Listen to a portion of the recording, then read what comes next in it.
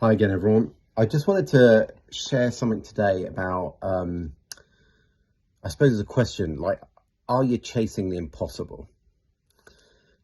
Now, the reason I say that is because sometimes I get people who write to me and they say, I've been struggling with XYZ for many, many years and I've tried lots of different things and I can't get rid of it. And, what do I do?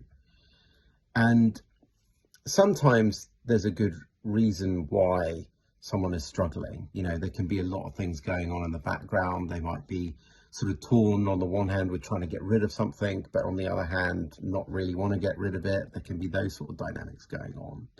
But sometimes the things that people are trying to achieve are just actually not possible.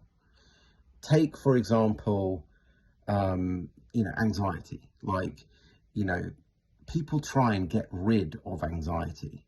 They try and actually have a life where there is no anxiety. Now, from where I'm sitting, that's impossible.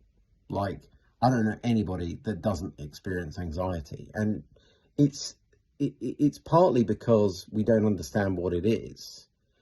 And as it looks to me, something like anxiety is something that arises when our lives don't look like our perceived or made up version of what we think our life should look like, right? So we make up a version of life and we go, well, life should look like this. And then when we find ourselves in our lives and it doesn't look like that, there is a discomfort that arises that we often label as anxiety. And it's just what is naturally occurring because the mind is trying to make sense of the world it finds itself in, and it doesn't understand why it doesn't look like how it thinks it should. Now, it's normal.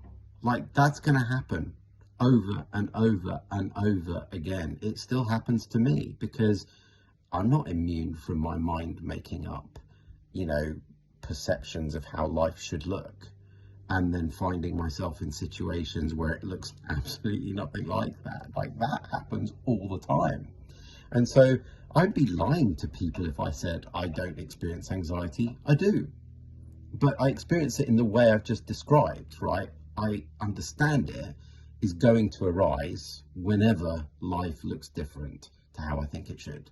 It's that simple. And because we don't really have much control over how our mind is making things up, at least not from where I'm sitting, then we have to accept that we're going to walk through life and that's going to be something that arises.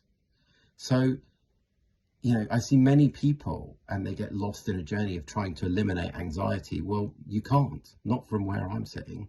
You can't control the fact that your mind makes up perceptions about how life should look. And you can't control the fact that it often doesn't look, often doesn't look like those perceptions. Nothing you can do about it. So eliminating the byproduct of that, the anxiety, is impossible. Now, what can you do then? Well, I can tell you that it doesn't bother me that I experience that. One, because I understand it and I understand what it means. Two, because I know that it's ultimately transitory because my mind eventually changes its perceptions of how life should look. But three, because, and I think this is the really big part, I recognize that I'm able to react in the unknown. I'm able to come up with a way of navigating the unknown, and I don't need to know how life should look in order to know how to respond. And that's often what bothers people. They don't recognize that they're actually really capable of responding in the unknown, right? So, and let me say more about the unknown. So the unknown is that gap that arises when life doesn't look like your perceived version of how you think it should look.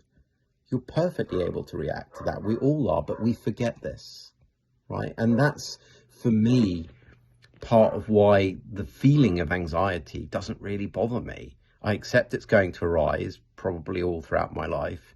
And I also know human beings are really capable of navigating without being able to make up a version of reality in our minds that actually matches reality.